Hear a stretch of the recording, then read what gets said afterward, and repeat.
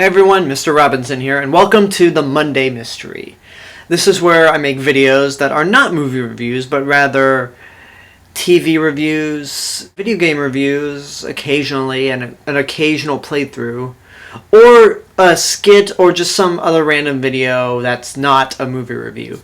Well, I do this in the hopes of expanding my audience, and I figured it was a little something different to do rather than just review movies over and over and over again. And you can tell I have a community poster or DVD cover there, so I figured I'll review some TV shows, video games, etc. So I have no other place to start other than to review one of my favorite cartoons from the 90s. Now, if you grew up in the 90s, there were two main sources for our cartoons. There was Nickelodeon, and then there was Cartoon Network. Nickelodeon had shows like Rugrats, Wild Thornberrys, Hey Arnold, Ren and Stimpy, Doug. Cartoon Network had stuff like Dexter's Lab, Cow and Chicken, Johnny Bravo, Powerpuff Girls, and my personal favorite of the entire group, and the longest running in the network's original run, Ed, Edd, and Eddy. Ed, Edd, and Eddy is the show about three friends named Ed, Edd, and Eddy who live in a cul-de-sac, which in the show's later run is revealed to be named Peach Creek. And basically, it consists of them finding things to do, try to scam the other kids of their quarters in the cul-de-sac in order to buy jawbreakers. I mean, it's pretty basic. Each episode contains two 11-minute long episodes, or one full episode. But it's really entertaining that it ended up being Cartoon Network's longest running series. What I like about this show is that it has a unique animation style where all the outlines move, like they jitter a bit. When the characters are just still at points, it has many moments of just awkward sounds and just awkward moments. Sound effects are used weirdly throughout. The music is very interesting. And overall, it's just a fun show to watch. I love how they treat the adults in this show, as in they always talk about the adults, but they never show them. Like, you know, in like Peanuts, they mention the adults, and then when they come across an adult, they never show them, and their speech is just wah wah wah wah wah wah wah. Ed and Eddy, they show no adults. There's absolutely no adult supervision throughout this entire cul-de-sac. It's just the kids running it.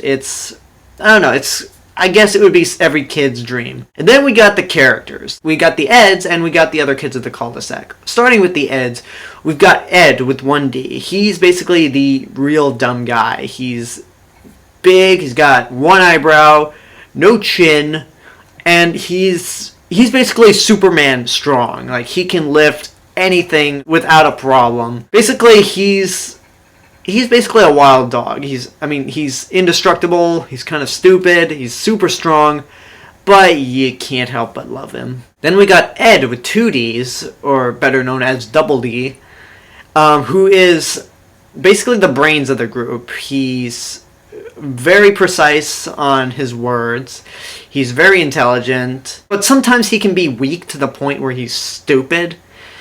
So there's that. Also, his most distinct feature is that he wears a sock on his head. Nobody knows what's under that sock. Everyone has like these suspicions. I've seen stuff where like he has devil horns in there. He has a large head of hair. But all we know is that he got that sock through a dodgeball incident. We don't know what happened. We don't know what's in that sock.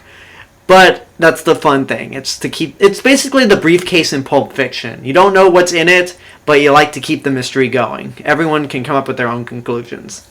Finally, we got Eddy. He's short, he's loud, he's so full of himself. He's so full of himself that he can be stupid at points. He's basically the leader of the group. He's the scammer. Again, he's loud. He's so full of himself that he's the one who often gets the group into trouble.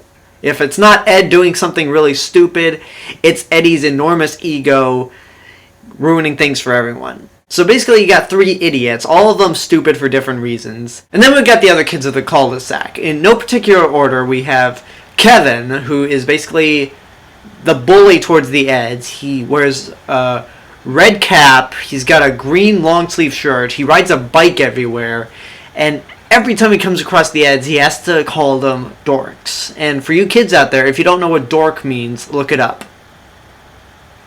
Yes, that's what it means. Back to the show. He basically has a rectangle-shaped head. He is so loud, again, but he seems to act cool and smooth at times. But whenever the Eds do something, the most he'll do is just get irritated. Sometimes he'll take things to the extreme, like beat them up or put them in a cement block.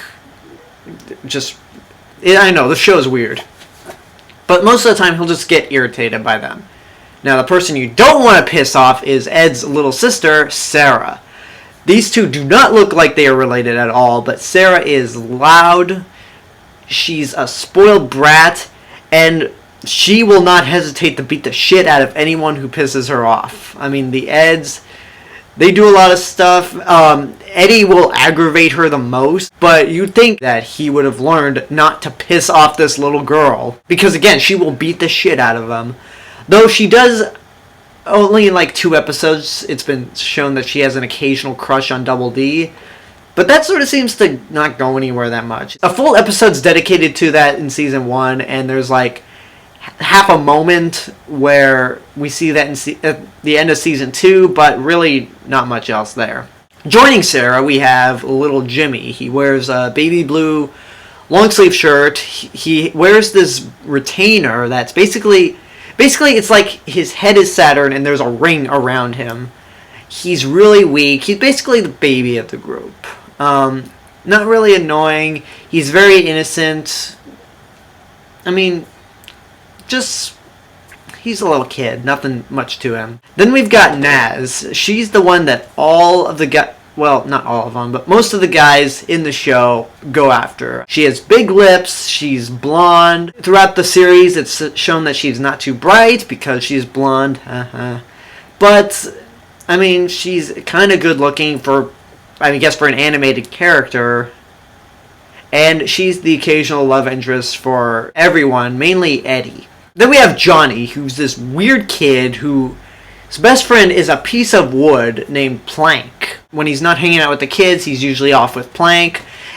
He's just a weird kid. Then we have my favorite of all the kids in the cul-de-sac, Rolf.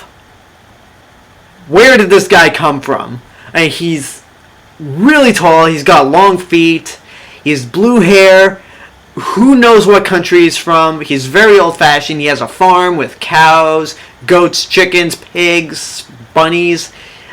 This guy is really weird. Where did he come from?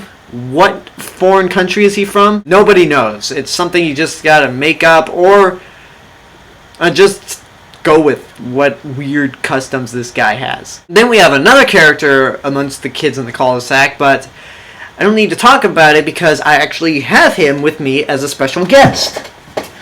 Plank. So, Plank, why don't you tell the people about yourself?